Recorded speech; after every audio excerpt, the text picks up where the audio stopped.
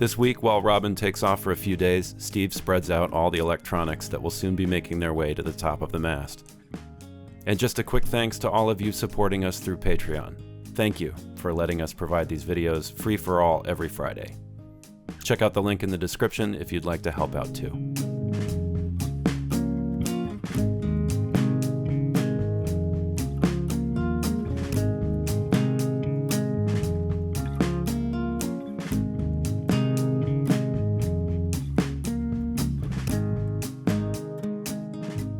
Well, we finally got our mail.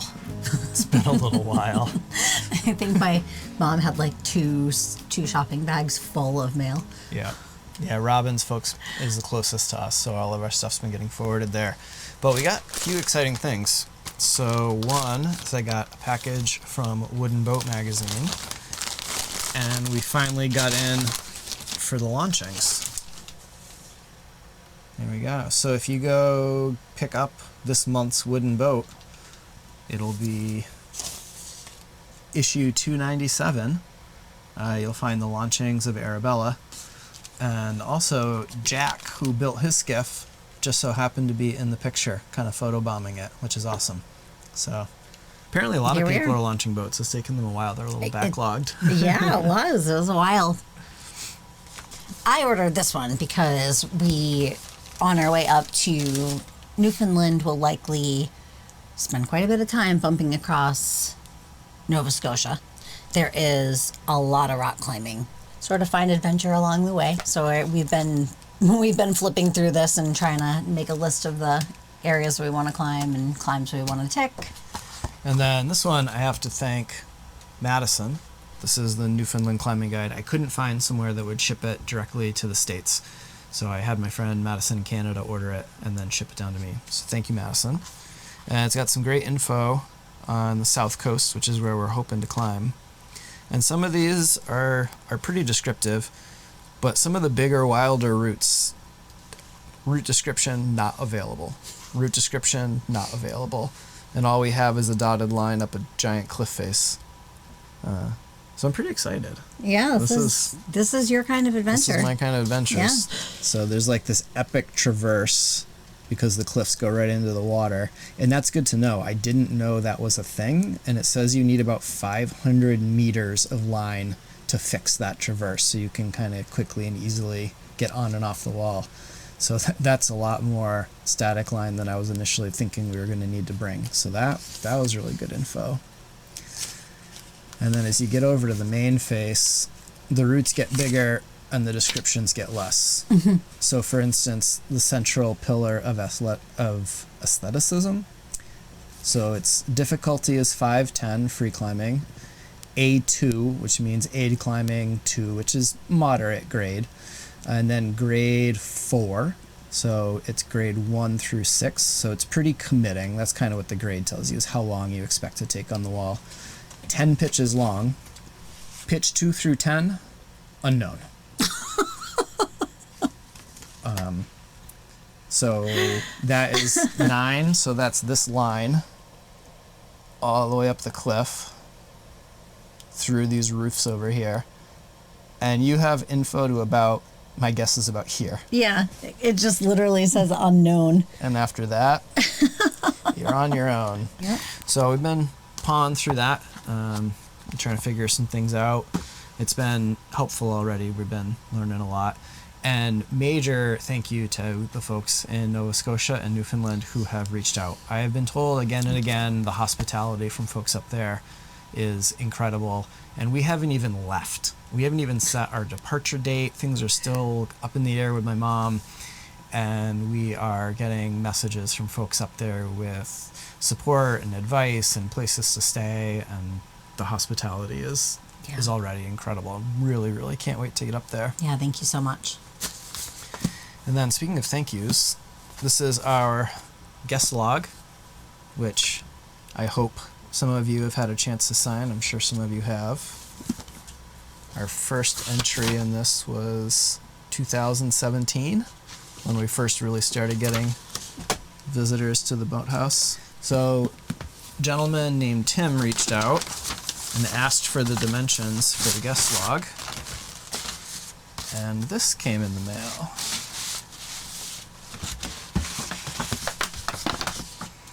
So if you're interested in any of this, Tim Tracy, blacksmith and leather artist, did the work for us. So this was, he said, a test carving, but he said it was too good just to throw in the trash. So he sent it as well. And we have a slightly larger and a slightly smaller cover for the book. These are amazing. Yeah. So thank you, Tim. This is really awesome, and I appreciate the time and the effort and the thought. And I love your signature, by the way. That's very cool. It's going to be great to have this a little more protected. These are some pretty important memories here. So it's been an exciting mail day. It has. Back in Granby, where it all began, Steve and Robin have been spending just about every other week being with his mom and doing a few things around the yard, like removing the last of the boathouse.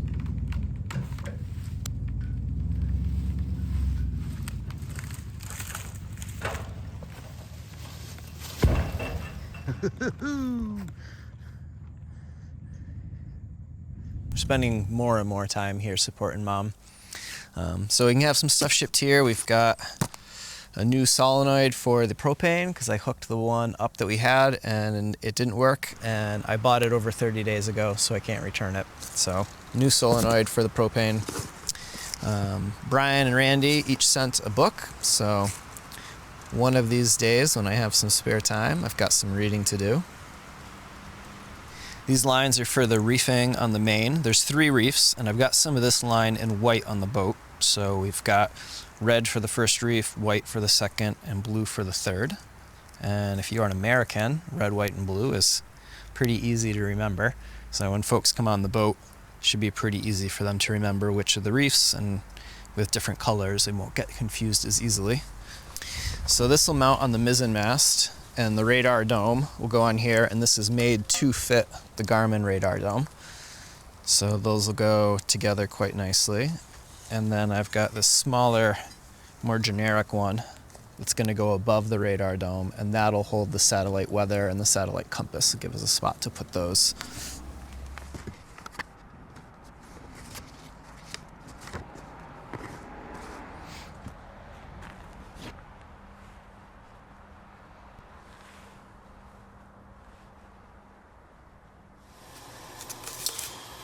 Well, we're back at the boat, and I think the freezer's working, or the fridge is working. Maybe a little too well.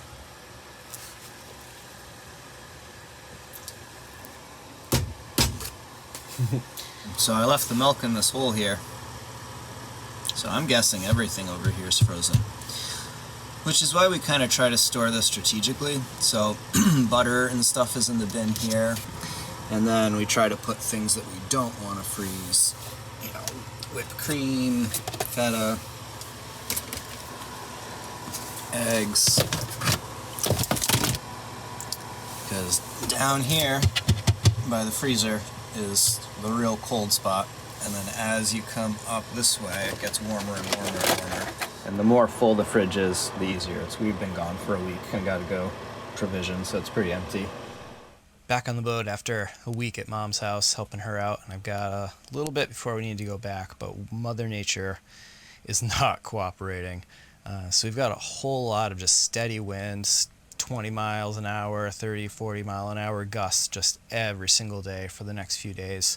So I'm going to go nuts today. I'm going to try to get as much stuff done up in the rig and on deck as I can. I want to get the reef points in because everything's painted and ready, so I just have to hoist the sails and tie the lines, and I think it's going to be light enough today that I can maybe pull that off, and then the reef points will be in, and that is a big to-do off the list.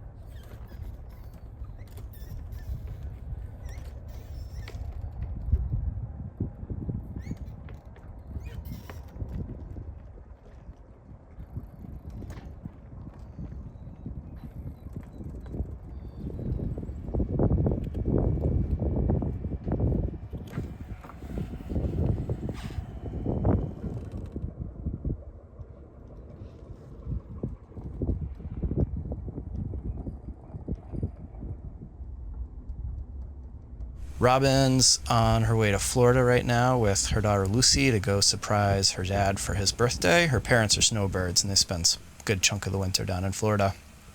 So I can make a mess of the boat for the next 3 or 4 days and not have to worry about it. It does make projects a little easier when she takes off like this, and I can just explode things and tear things apart and get what I need to be done and kind of live in chaos for a couple days and then put it all back together.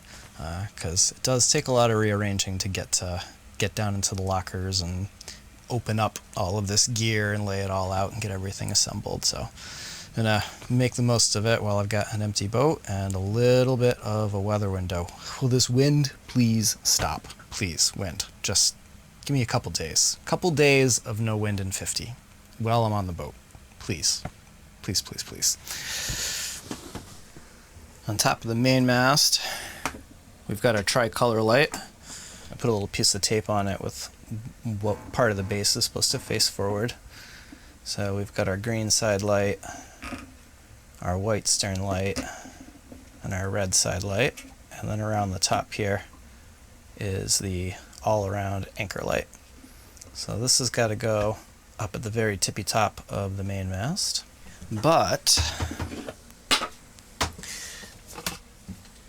this guy's also has to go up on top of the mast. And this is our Garmin, I'm calling it a wind reader, so direction and speed. I don't have enough space up on top of the mast to mount the two of these in line with each other. The top of the mast is right about yay big. So the solution to this is an inexpensive cutting board. Now a piece of fiberglass would work, or a piece of G10. I went to the local store and they just happened to have a cheap plastic cutting board. So I can cut this to shape so that we can mount our nav light to the stern and our wind reader forward. I picked up some small bolts and we'll bolt it right through, and then we'll put some screws in the middle right into the top of the mast. And I think that'll work well, and when it's all done, you'll never know it was a cutting board in its earlier life.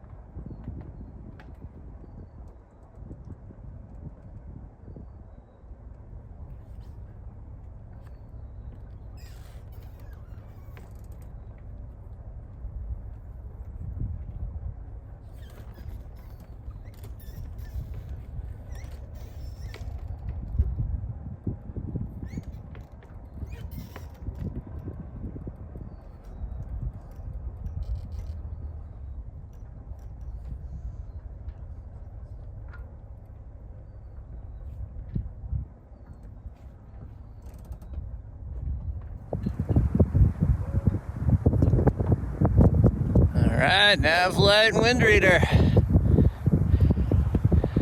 As the sun is about to set.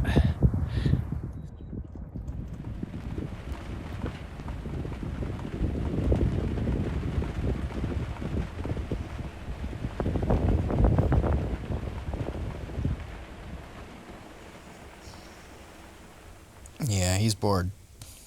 It's a pretty gross day out today.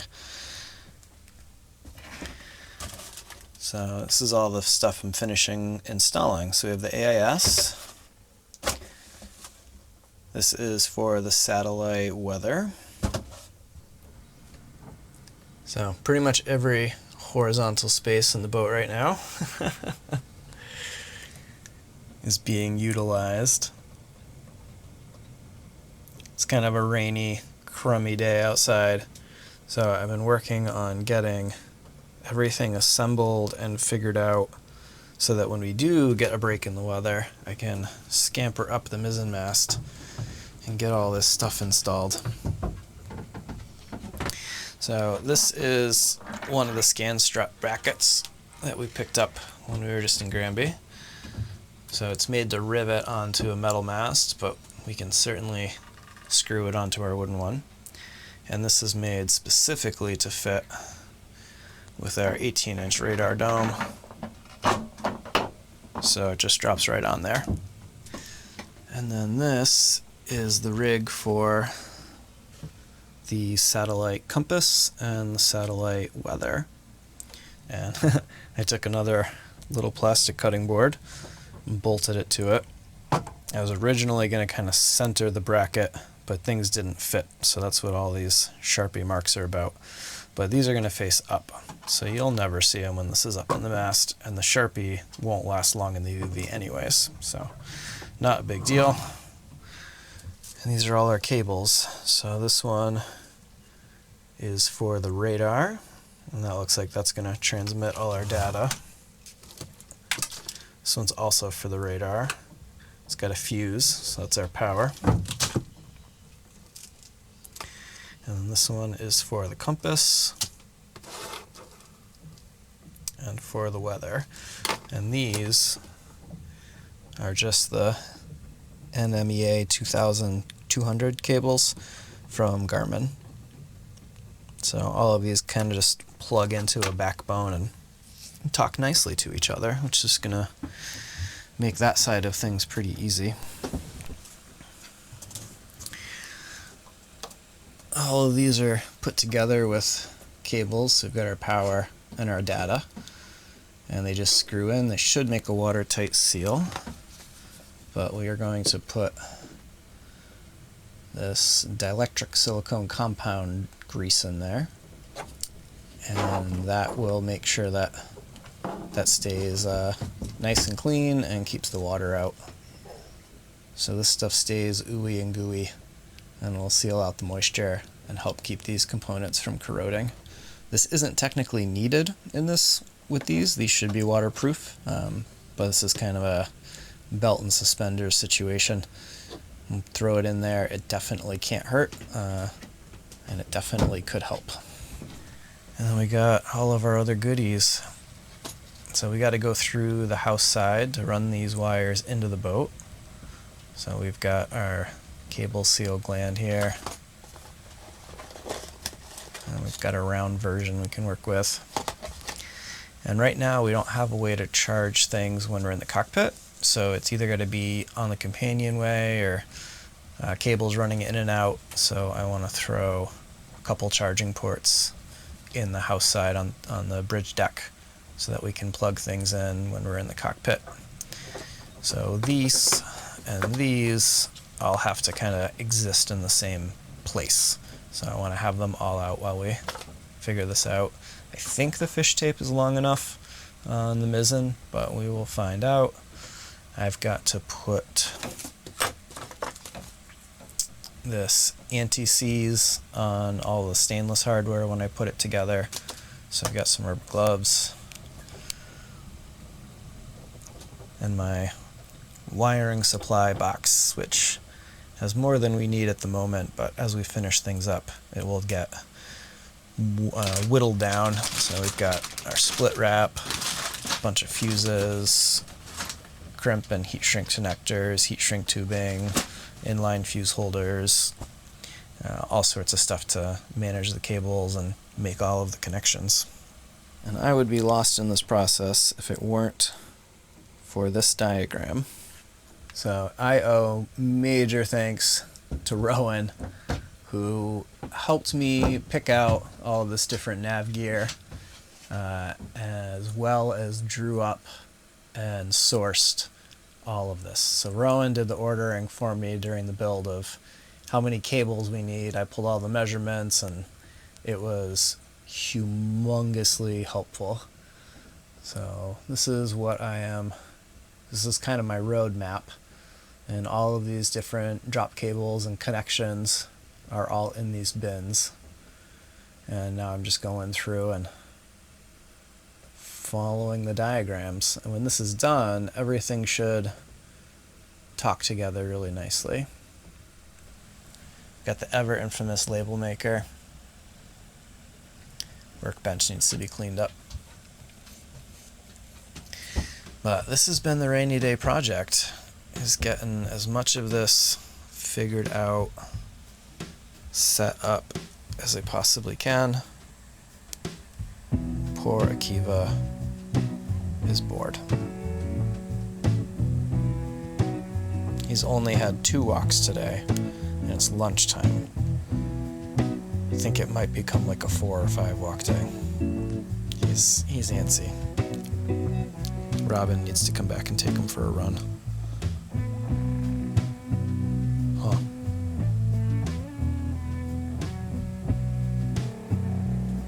What do you want? What? Do you just want to be on camera?